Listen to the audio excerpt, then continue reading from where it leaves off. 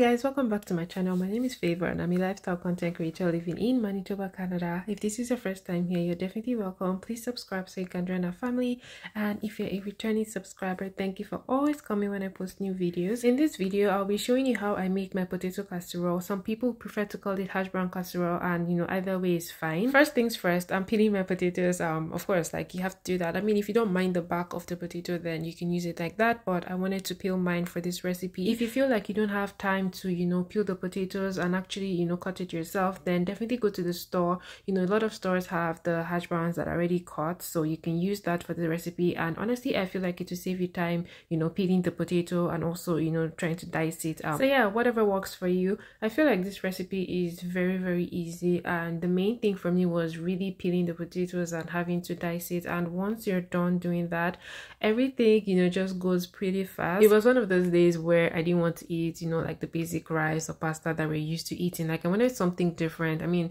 I wasn't really going for fancy, but I mean, I feel like this ended up being fancy. But yeah, I just wanted something different, and that's how I ended up here. So yeah, these are all the ingredients we'll be using for this recipe. The first item on our ingredient list will be margarine, and yeah, I used half a cup for this recipe. Next, I have my ham. I also diced that yeah, to be able to use. You can use whatever protein you have, but for this recipe I decided to use ham. Next, we have our sour cream, and that was 500 ml that I used for this recipe, and I used the whole can actually. Next, I have my onion. I used just one onion, and of course our potatoes. Like, what is this recipe without the potatoes, right? Anyways, yeah, so I have my potatoes, and I don't know, I just liked the way it looked like after dicing it. Yeah, this is the size that I diced it to. I guess if you want it bigger, then by all means, but that's the size that I wanted it to be. So yeah, next we have our salt, and you really don't need a lot of salt for this recipe, just a little. So yeah, I had salt, black pepper, and then I had cream of mushroom and cream of bacon. I actually had 3 of those cans, but I only used 2 because I wasn't sure which one I wanted to use. I normally use cream of mushroom for this, but I felt like I wanted to use cream of chicken and cream of bacon this time, so I used 1 can of cream of bacon and 1 can of cream of chicken. And yeah, I just kept the other can back in my pantry. And last but not least, we have some cheese. This is the cheese that I already had at home, so I just use this for the recipe. By all means, use whatever cheese you like, and yeah, you'll be good to go. I don't know why, but I forgot to mention that we're using broccoli, but I mean, you could see it on the screen anyways. So yeah, we're using broccoli for this. You can use whatever vegetable you like or you prefer, but I decided to use broccoli for this recipe. So yeah, I went ahead to chop my broccoli, onion, and ham off camera, and yeah, everything is ready to go. We'll be using this foil tray because yeah, I'm going to be baking it in the oven, and that's the tray that I want to use. But yeah, definitely use any oven safe tray you have at home. I started mixing in my big pot just because I felt it would be easier to mix, and I mixed in batches. So I first added my onion, the potatoes, and the ham to the pot, and then I mixed that first. Next, I added my melted margarine and then the cream of chicken and cream of bacon, and I gave it a very good stir. One thing to note when making this is don't feel like everything looks too thick, because by the time you start cooking, everything is just going to become so creamy. So yeah, don't add more ingredients than this. Anyways, yeah, after adding that and mixing it, I added my sour cream, and as mentioned earlier, I added the whole thing, and then I just went ahead to add my black pepper and salt. I like my food to be a bit spicy, so I tend to add a lot of black pepper inside my food for recipes where I can't use Scotch bonnet pepper, right? I mean, I want to believe if I add some Scotch bonnet pepper to this, it wouldn't be that bad, but you guys let me respect myself and just add black pepper. So yeah, I added black pepper and then some salt. I added a little salt actually. So yeah, mix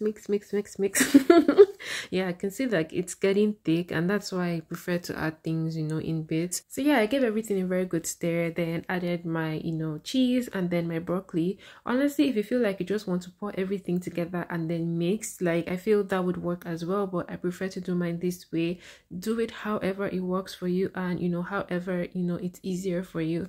This is how I wanted to do mine, and it worked out very well for me. So once I'm done mixing, I would transfer everything into my baking tray, and then I will put put in my oven. After making this, I felt like I wanted to add more ham to it, and again, this is just me and it's just my personal preference. I felt like I didn't want to pair this with any other meat, so I wanted a lot of ham just because I like meat.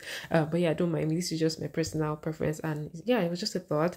But yeah, everything turned out well, you know, even with the quantity that I added, and I thought it was really good. So yeah, I'm just giving everything the, you know, final mix, and then I'll be transferring it to my baking tray. It looks really thick right now, but don't worry about that. All of that would change after we put it in the oven. But yeah, this is what it looks like, and yeah, I'm just giving it a final stir, and then I'm going to transfer everything to my baking tray. After I, you know, transferred everything to the baking tray, I just, you know, topped it up with some cheese. You can skip this part if you're not a big fan of cheese, but yeah, I have cheese at home and I don't mind, so why not?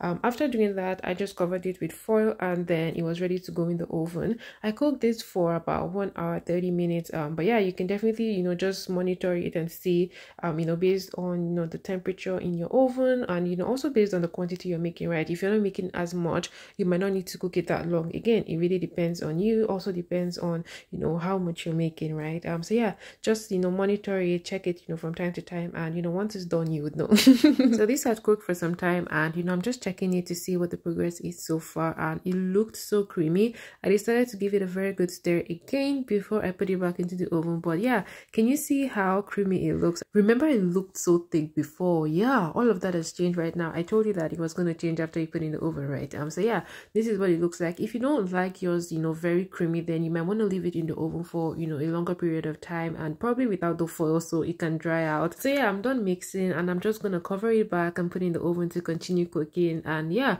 I'll probably leave it for another like 45 minutes and, you know, check it to see if it's done. But yeah, that was really it for this video, guys. Very easy recipe, and you can do it. Honestly, you can do it. Anyways, if you have any recipe you'd like me to try out, definitely let me know. Or if you have questions, as always, you can leave them in the comment section down below, or send me a DM on Instagram and I'll respond. Thank you so much for watching. I'll see you in my next video, but until then, stay safe and stay blessed. Bye.